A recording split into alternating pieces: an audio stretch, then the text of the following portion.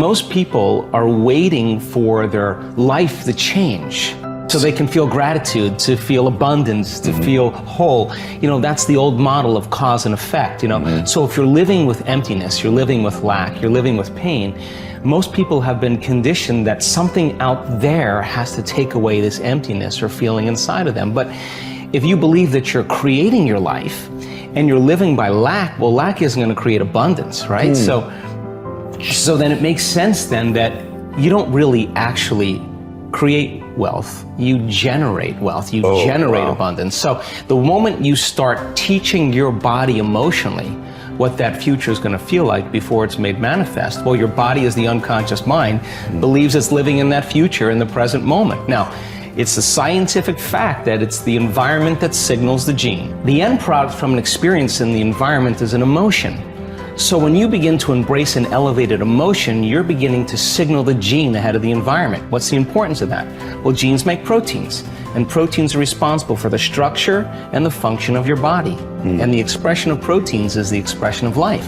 So by you creating an elevated emotion and teaching your body what that future will feel like before it's made manifest, your body's starting to live in that future reality in the present moment. Now here's the key.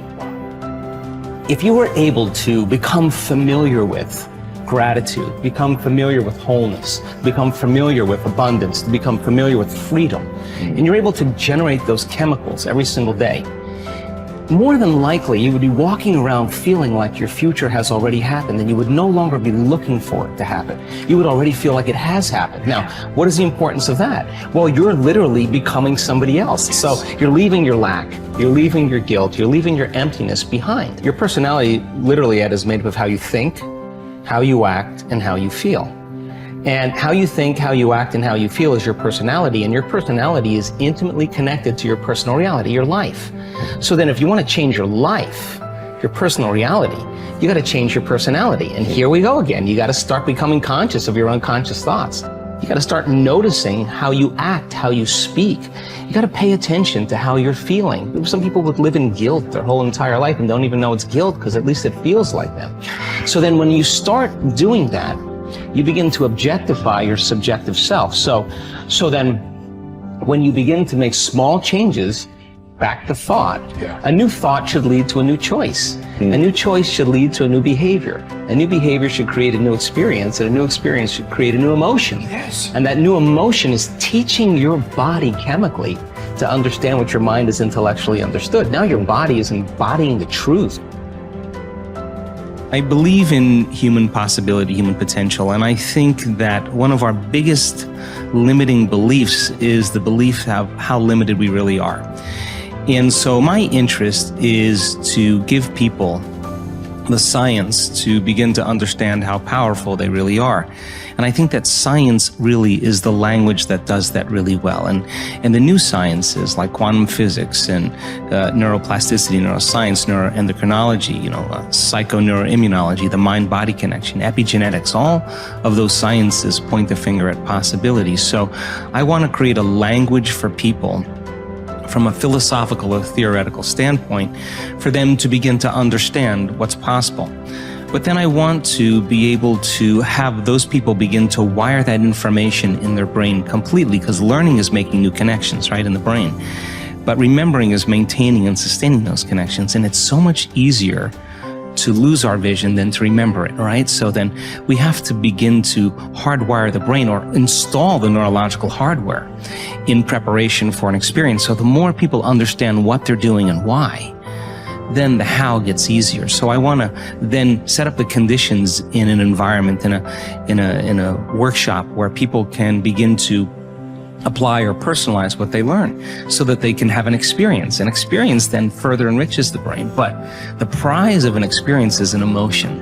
And once you start feeling unlimited, once you start feeling abundant, once you start feeling worthy, now you're teaching your body chemically to understand what your mind has intellectually understood. So knowledge is for the mind and experience is for the body, and people begin to embody the truth of that philosophy. Now, if they can repeat it over and over again, it'll become innate in them. It'll become natural, second nature, it'll become easy. They'll begin to master that philosophy. So I want people to begin to understand that thoughts are very powerful. Feelings drive our thoughts, and that they can begin to create a better life for themselves once they understand some of these principles. Your capability is constant, but how much of it you use depends upon the identity you have for yourself. For example, if you feel certain that you are an outgoing, outrageous person, you'll tap the resources of behavior that match your identity. Whether you see yourself as a wimp or a wild man, a winner or a wallflower, will instantly shape which capabilities you access. You may have read the book Pygmalion in the classroom, which details the dramatic change in students' performance when they become convinced that they are gifted. Time and again, researchers have shown that students' capabilities are powerfully impacted by the identities they develop for themselves as the result of teachers' belief in their level of intelligence. In one study, a group of teachers were told that certain students in their classes were truly gifted and to make sure that they challenged them to continue to expand. As can be expected, these children became the top achievers in their class. What makes this study significant is that these students had not actually demonstrated higher levels of intelligence. And in fact, some had previously been labeled poor students. Yet it was their sense of certainty that they were superior, which had been instilled by a teacher's false belief, that triggered their success. The impact of this principle is not limited to students. The kind of person other people perceive you to be controls their responses to you. Often this has nothing to do with your true character. For example, if a person sees you as a crook, even if you're an honest person and do good things, this person will search for the sinister motive behind your acts. What's worse is that after making a positive change, we often allow others in our environment who have not changed their image of us to anchor our own emotions and beliefs back into our old behaviors and identities. We all need to remember that we have tremendous power to influence the identities of those we care about most. The best effect of fine persons is felt after we have left their presence. Ralph Waldo Emerson. We all will act consistently with our views of who we truly are, whether that view is accurate or not. The reason is that one of the strongest forces in the human organism is the need for consistency. Throughout our lives, we've been socialized to link massive pain to inconsistency and pleasure to being consistent. Think about it. What labels do we attach to people who say one thing and then do another, who claim to be one way and then behave another? We call them hypocritical, fickle, unstable, unreliable, wishy-washy, scatterbrained, flaky, untrustworthy. Would you like to have these labels attached to you? Would you even like to think of yourself in this way? The answer is obvious. A resounding no as a result whenever we take a stand, especially a public stand, and state what we believe, who we are, or what we're about. We experience intense pressure to remain consistent with that stand, regardless of what that inflexibility may cost us in the future. Conversely, there are tremendous rewards for remaining consistent with our stated identities. What do we call people who are consistent? We use words like trustworthy, loyal, steady, solid, intelligent, stable, rational, true blue. How would you like to have people consistently use these labels to describe you?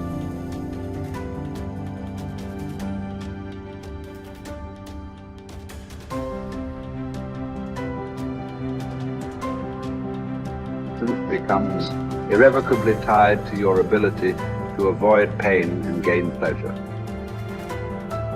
Life is a game we are all bound to lose. The man who looks for the morrow without worrying over it knows a peaceful independence and a happiness beyond all others. Whoever has said, "I have lived," receives a windfall every day he gets up in the morning. Confronting the worst case scenario saps it of much of its anxiety, inducing power. Happiness reached via positive thinking can be fleeting and brittle. Negative visualization generates a vastly more dependable calm. It is a ridiculous thing for a man not to fly from his own badness, which is indeed possible, but to fly from other men's badness, which is impossible. Hour by hour resolve firmly to do what comes to hand with dignity and with humanity, independence, and justice. Allow your mind freedom from all other considerations. This you can do if you will approach each action as though it were your last, dismissing the desire to create an impression, the admiration of self, the discontent with your lot. See how little man needs to master for his days to flow on in quietness and piety. He has but to observe these few counsels, and the gods will ask nothing more. When force of circumstance upsets your equanimity, lose no time in recovering your self-control, and do not remain out of tune longer than you can help. Habitual recurrence to the harmony will increase your mastery of it. If you apply yourself to study, you will avoid all boredom with life. You will not long for night because you are sick of daylight. You will be neither a burden to yourself nor useless to others. You will attract many to become your friends, and the finest people will flock about you. Life is neither a glorious highlight reel nor a monstrous tragedy. Every day is a good day to live and a good day to die.